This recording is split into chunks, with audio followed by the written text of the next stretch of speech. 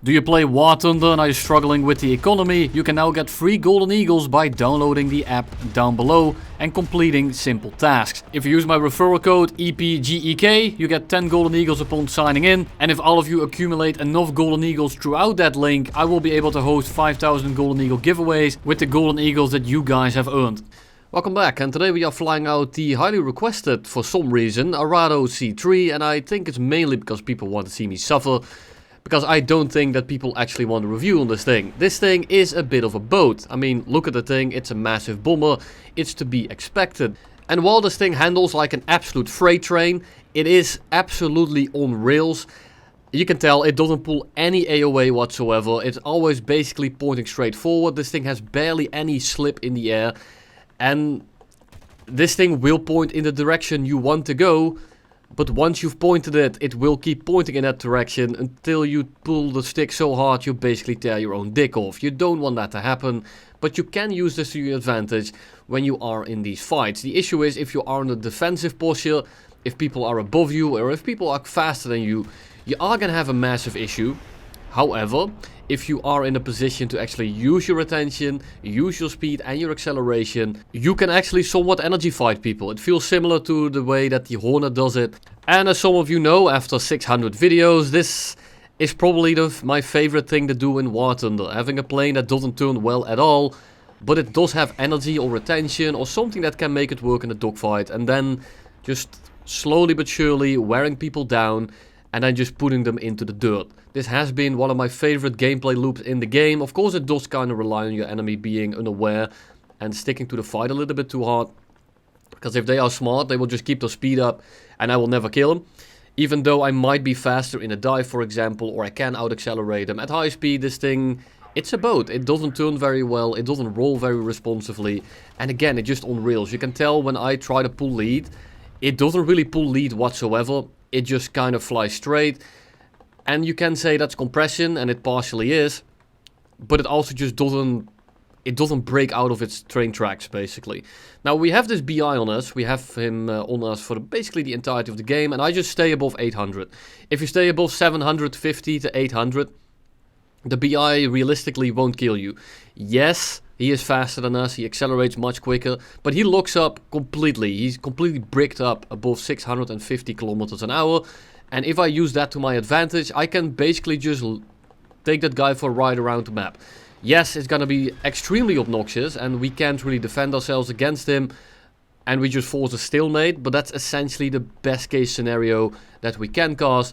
Because if we don't force a stalemate against the BI, we're done. We are simply never gonna be winning this. Why this thing is still 6.7, I have no fucking clue. The BI used to be kind of gimmicky because the Cheveks were absolute turbo shit. But the Cheveks absolutely slam now. And that thing has no business being at this BR. Luckily, we are pretty far into the match, so it's safe to say that he is probably low on ammo, probably low on fuel. He can be on high ammo and high fuel if he plays it absolutely perfectly, but I don't expect this of the average player.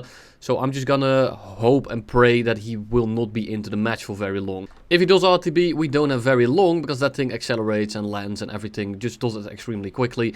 It's an absolute pest to deal with. We go into the clouds with an F-80C, we don't have the energy to really contest him, so we simply just break off and fly away again. He will bleed more speed in the process, and while we are doing all of that, we get accused, or the plane gets accused, of being a great dogfighter. Now, if you are watching the video, which I kinda doubt, you'll see very quickly that that's not really the case. But we are gonna, of course, reply in chat like we do. We need to fly away anyway, we need to get some separation up. We need to make sure that we have the elevation as well as the separation to work our magic. Because the Arado, well, I don't really need to explain it anymore, just simply ain't it. He is not him. But right now we are flying away from T-Back Pain in his MiG-9 and we are getting some decent separation up. And we are slowly but surely gonna wear him down. But then the F-3D comes out from the left-hand side, so he forced me to turn a little bit preemptively, tightening my loop up a little bit too quickly, and you can tell that the MiG-9 instantly gets very close. Now I don't want to start pulling him up right now, because that means that I'm gonna stall myself out. I'm a massive target. and I become a very easy shot for someone, even with the 37s, with the 23s. Not extremely easy to aim, but if you are gonna roleplay like a weather balloon, at the end of the day, every enemy you face is gonna handle like an F-22, and you are gonna be sent back to the hangar. Now we have these two guys, and I kinda stabilized. MiG-9 is now far away enough, F-3D is far away enough, but we also have that F-80 and his bum buddy on the deck that I need to be aware about, because they can just simply go mech on the deck, well not really, but you know what I'm saying, and then just pitch up into us like this F-3D is doing. But I don't really have the luxury to worry about it, because I need to worry about these two guys, and if they end up coming here, then so be it. We need to just deal with what we have right here, and we need to get these numbers down, because if I can at least turn this into a 1v1, and then the two guys join in, it's a 3v1 instead of a 4v1, and dealing with 3 is better than dealing with 4. Quick maths. Now we stall this guy out. Absolutely rewarding that the MG151s still do absolute dick all. MG151s are not very great right now. Luckily you have 450 rounds of the things. And the F-3D seems to be damaged. I hope that I busted one of his engines, because I was shooting center mass in the tail basically. And we now end up somewhat behind the MiG-9. And you can tell that we have a lot more energy than these guys. And as long as they try to keep contesting me, I should keep the advantage. If they dive to the deck, I'm gonna have a little bit of an issue. I switch on over back to the F-3D because he's not dead. We get a bunch of hits again. Still isn't dead. Hopefully he's actually out of the fight now. And I'm gonna focus a bit on the MiG-9. Now I want to take a look at the F-3D, because there's two ways this goes. He either tries to break off an RTB, which would indicate to me that he's severely damaged, or he tries to stay in the fight and is an absolute nuisance, because he's so dead he won't make it back to the fight. Now let's take a look. F-3D doesn't seem to be that worried about the damage. Like, he's not falling out of the air. He is damaged. You can tell that he's not doing very great. But he also just doesn't give a shit. So I'm gonna, again, go for the F-3D. We'll loop behind him. I'm just ignoring the MiG-9 because I want to get this guy out. He's diving away from us. He's not particularly fast. We shoot a few rounds. We get another fucking hit. We go for the MiG-9, we don't really have the ability to pull in here, but now we're just gonna pull straight up, and we're gonna continue this loop, and the F-3D seems to be going into the ground, which would be fantastic, but, you know, you never know with these guns, because they just do absolutely nothing. MiG-9 starts pitching into us. I'm not gonna go for the head-on or anything, I'm just gonna kind of bait him into the head-on, then we break off, and we again loop on over. Bottom of our loop is 600 kilometers an hour. Let me tell you, the top of his loop is not doing that hot. The bottom of my loop is the top of his, which indicates that we have a massive energy advantage, and at this point the MiG-9 is out of options. He's too low, he's too slow, and he is not gonna be dodging us very easily. We get on the 6, we hold the trigger down. At least the guns worked one time this match, and he ends up eating shit. We are actually going to rearm and refuel, because we are directly next to the airfield and we only have 2.5 minutes of fuel. The F-3D makes it back to the runway, which is an absolute joke. And then as I'm going for this guy, I crit him. We are gonna start looping. You can tell by the tickets what's gonna happen. It's always like this, and this is why I say I don't want tickets to go down this easily. Even though it was player interaction this time around, 90% of the ticket drop was because the tickets go down on their own. And it's not because I'm winning or losing. It's because it just interrupts the fights and I want to actually play the game, believe it or not. So everyone's saying that I'm coping because I hate losing on tickets. I hate winning on tickets just the same way. And just to assure you, we win a lot more than we lose over here. We have an attacker here. He is kind of flying away from us. I'm gonna hope that I can kill him. I'm diving on him. I am closing the gap. But he dives out. And this is the kryptonite of the Arado. I'm pulling fully right there. It just won't budge. One thing about the Arado, it's actually limited by the Mach compression, not IAS. If you go about Mach 0.83-ish, something around there, this thing will stop pulling altogether, and the higher you are, the quicker you reach that Mach number. So at higher altitudes you are gonna struggle a little bit if you are going too fast, just like you saw with the attacker just now. Over here is a Spitfire, however, and he should not have the energy to deal with us at all. So we are just gonna fly next to him. I don't want to go head on, I don't want to deal with that. So I'm just gonna fly up over him, loop on behind him, and see if we can shoot him down. The Spitfire does notice us, albeit a little bit late. So we're just gonna dive on him. Notice he has the fanboy tag, so we need to dispose of him as quickly as possible. We get some shots in, only a crit, and at this point a crit Spitfire versus a plane that's going 750. he's not going to have the energy to really do anything about this. He's probably going to bleed a lot more speed than us now as well. Or than he already did, I should say. And we are just going to loop behind him until he finally dies. Now this guy tries to fly away from us constantly, which is just going to allow us to kind of roll in behind him. And because he flew away from us and he lost so much speed and he is crit, he can't even pull head on with us anymore. And he just tries it anyway, and he gives us the freest shot of the century. Then we fly towards the middle of the map, and we are gonna exercise the average Arado gameplay, where you don't really get anything done, but you still help out your team tremendously. And this is all about pressure, attacking the right targets, and making it so that your friendlies are actually free of harm. That's the main thing here. You just want to come in, you want to pressure people, you want to push people off the 6 of your friendlies, and take down who you can. Now, if you have a lot of suicidal enemies that all group up on one guy and then kind of swarm, you can't really do anything because you don't have the ability to really stick on them and shoot them down. But you do have the ability to push people off and just kind of stay in the fight. Now, you want to be careful of the furball on the right there, 821, just kind of dive out. But you can tell that we are still going 800 despite us bobbing and weaving between the entire enemy team. I just flew through that entire enemy patch and I wasn't really in danger at all. I freed up my teammate, who is now going to be flying away. He is going to be able to reset the fight.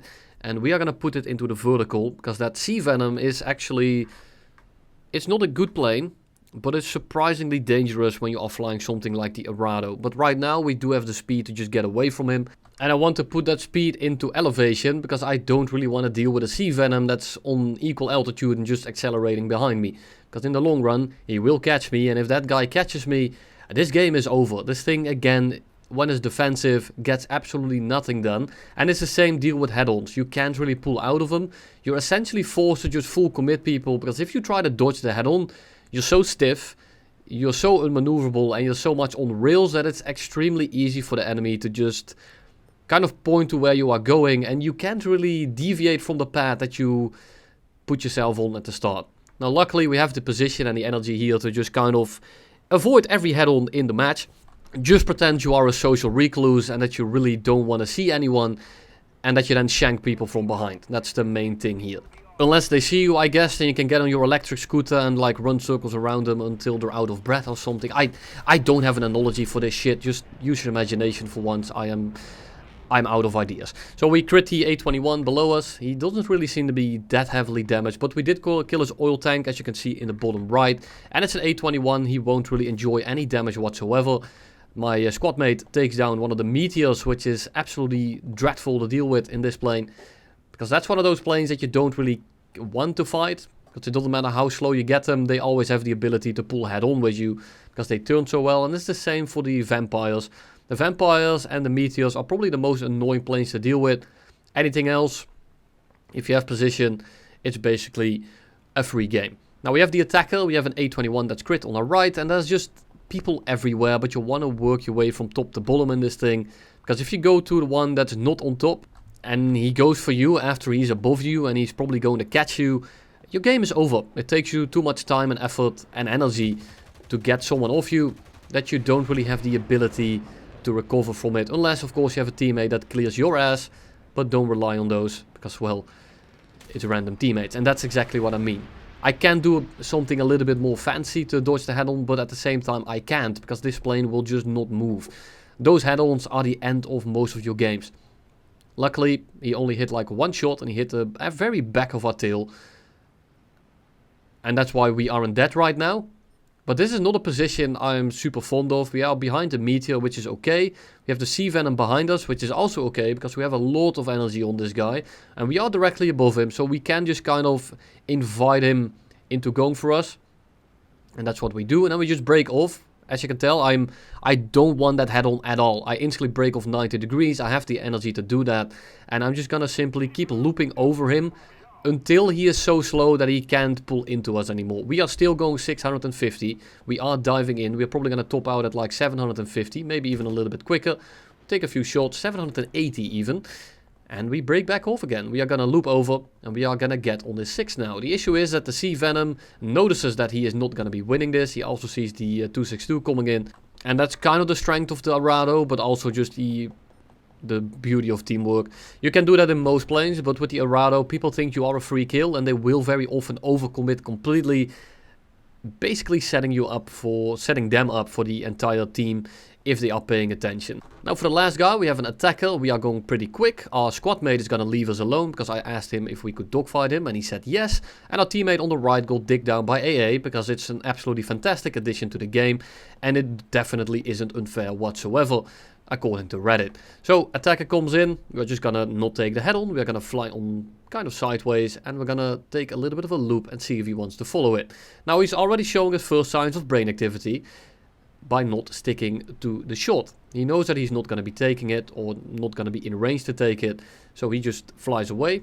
I don't go for him instantly. I want to kind of get an off angle, get directly behind him, so it takes him the most amount of energy to go defensive against us. We shoot at long range, he breaks off again, and you can tell we can't really follow this. We are just going to put it into the vertical again, and I don't want to start looping too quickly, because if he doesn't follow us in the way that I want to, we die. If I had just instantly slammed the elevator for the loop, he would have killed me right there. Yes, I have the energy advantage, but you saw that even though I got a lot of separation in terms of elevation, he still didn't really lose that much distance on us. He was sitting solid at like 1.2. So if you slam that elevator quicker and you give him the ability to turn into you, guess what happens? He's just going to sit at that 600 to 700 meter range. He just took off. He is full of ammo. If he starts hitting us, we're done. We are out of the match. Luckily, we hit him instead. He is now crit. We just want to be careful that we don't fly into the airfield AA. And I need to be careful that I don't pull into him. Now, he's very slow. He's low, so I'm going to switch on my loop and just kind of speed the process up. I'm not really in danger anymore because he is very heavily damaged. He is not very quick. And you can tell that it doesn't really matter what side he pulls towards now. He's just basically falling out of the air. He's dead in the water. Matter of cleaning up. And that's the end of the game. Thank you all for watching and you'll see me in the next one.